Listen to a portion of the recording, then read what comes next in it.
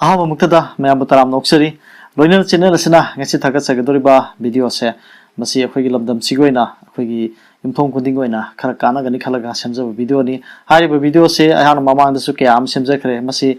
event do imoinuga mari leinaba video amane haibadi event sina mahana pamba pamdaba karigum khara leiba event do imoinu se ayamba yumthong kunding gi lanare habadi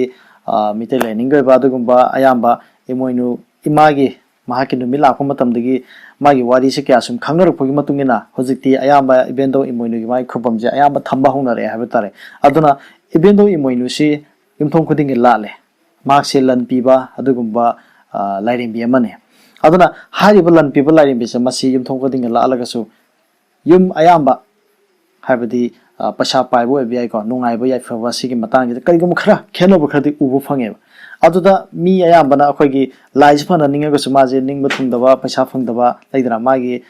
nungai bo oidaba kaina sum phorokpadi gi lai ai ningdrs to oni kaina chawbo mayam yongnaidana masi karigum khara lai ado sigi matang sida jo akhoi gi event do imoino gi matang sida akhoi gi salairen sidaba mahana event do da mana wahang khara hangeba hari bo wahang se kaina ba matamda yumthong kuding gi event do se la leba adubu mahana achan mirai naina mi se amana nungai hanba amana nungai handri se kaigino haidana wahang khara hangeba yamna phajaba wahang ni haibadi mak se ningagadi loimak cha manana sang manana yelu yadra sine question la ise aduda event do imoinuna mana maki aningba maki wakholondo adu thammeba kai haina thamge ba matamda mahangna yaningba yaningdaba khara leijeyeba event do goina imung amada mangna yaningba imung amada mahana yaningdaba haibadi mi dugi sajat lamchat oibiyai nupi gi sajat lamchat oibiyai aduga imung aduda akhoi gi karigumba lamchat sajat haibiyai ko karigumba khara haibatare event dong na yaningdaba khara dum laieba yum khuding gi manade haibitare haibade sumangda chaira khotna leiba napi singbi chaidana khotna leiba yana khalu kha phajana leitaba khotaba mayama piriba event dong goina aduna sigumba singa se tana leiba khopa kayama supi mahana yaningba haibitare sigumba yaningba singsida mahana mahi chong chong pieba aduna sigi matangje masi akhoi lamdam si leiriba yumthong kudingna khangboda tangai phade khalaga video se semjabani mamang du hangna event dogi matang sida video khara dum sem khreba hariba video singa sige manung da khoi gi event dong na yaning ba nupi gi lamchat yaning da ba nupi gi lamchat kaina adugum khara semki madugi matungina mahangna mahi pi de na adugum khara leike aduga ngasigi hangna semjage do video sina event do imoinu sina mahangna yaning da ba lamchat haibitare imunga magi tangai phadaba adugum khara adu pirambadu mayam da khudol tamge tawjabani madu khangmina se haidana mayam da haijeri loina na channel asina asigumba akhoi lamdam sigoi ba yumthong khoding goi ba kana ga video ke amadum semdana laksabani source ke am thijaraga mayam gi dama khalaga video ke am thaga sanduna laksabani aduna channel ase nungsibiduna subscribe tawbiram haidana ahamada haijeri video ase mieng taminas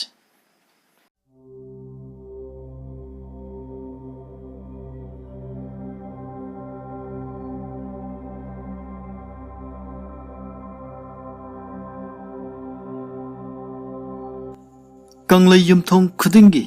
phunga lairuda event dogi khupam yaduna thamladuna nungti numit khudingi ira thawni tawnari adubu ira thawni tawnajariba yumthong khudingi manaba nungaiba manaba chawkhatpadi oidri maram asina laining thau sidabana event dogda karigino kari maram leige haina hangki maduda lairembi imoinuna haiki madudi malem taibung panbada nasano ahongbi aina tarel senja lan yenba yaifanungai nongdam lubadi achan mirai nairamde paime phiga pairamde pungning pangsoi nairamde namu taibung panba mana tawjaba mahaibu taibung mana phangjabani asumna khoimom lairelbigi chingoi pongdam khonbu tabada laining thu sidabana amuk panghang lakhi madudi namu taibung panbana mana tawjamangi mahini haibabu kari thauram tawrubugi damakno hayo haidana hanglammi event do imoinu lairelbi ahongbina mahakna khoidaba miyobigi lamchat lairelbi mahangna yaningdaba miyobigi lamchat lairelbi mahangna yaningdaba taibangi lichat mahakna yaningba taibangi lichat kaya sugaina hairaki. Asumna lairenbina phongdorpa asigi manungdagi evento imoinuna yaningdaba miyoibegi lamchat khara adu miyamda thamjariba singasi imoinu ahongbigi tungnafam hairiba lairik adudagi laukhatchabani haidana miyamda haijari. Namu taibung panbada lairiba singna yumbal kaipal fajadaba chumang thelong saiba waisit lamsengdaba yanaka lukhada angangi amang asoi fatta hauthi ichai chaiba senaba innaba phirol thampham naidaba imungdi nongmagi lairakani haidana hairami. Namu taibungna tara khutpu huk mathel koi chabigi laija chinteng ibu tangji lurel tonda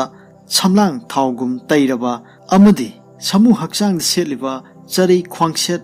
manan khangna taithoklaba numidang yasangbada singja makoi khairaba numidangda khambi mai mutna khomlen tumkhan talaba asigumba namu miram chat singi mongbu mayum lendi event imoinuna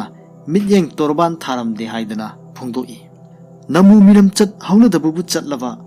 taibang chinjak chahidabana tara pukthanaraba ahing khomlen tumkhunbada chari khwangset chettaba namu matau asigumba singi mayum lensu event imoinuna hanna yenglamde hairi. Namu taibang miyoibana lemlai ngacham I tara chengjam I samu khongseng ibu sumang nonglang pangda laija phamna chaina haidoklaba numidang maira mutna tara lukoi huklaba tara tamlingaida noinu thumpu soklaba lemlai ngarubak humlaba amadi tara chengphu pairaba adugumba namu miram chatsingi mongba maral yaisu event imoinuna samu marai narami thaujal lal thunglamde haidana phongdoi. Taibung namu oibasingna tara lukoi thong mathel lukoi otpada kongyang khabai teklaba aduguma tara mathel adubu charaba amadi yelang mathel phutnafu yensang thonglaba uyanda chak oina thonglaba amadi tambo oibana charaba namu punglam chat asigumba singi mongba makai famdi imoinu evena hanna muksuk yenglamde haidana phongdoi. Taibung oibasingna sebot mairel makha litna chatlaba charai firan khok litlaba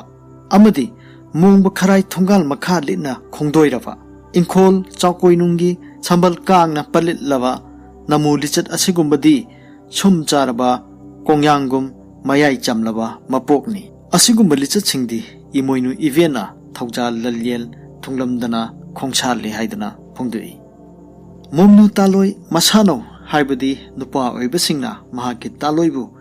langja ayon leitana samu ikheng thokna chaithaba yathang akha thokna wa haiba samu khongaungnana warakpa momnu misna thambalda pirel khakamtana mapam yumda kum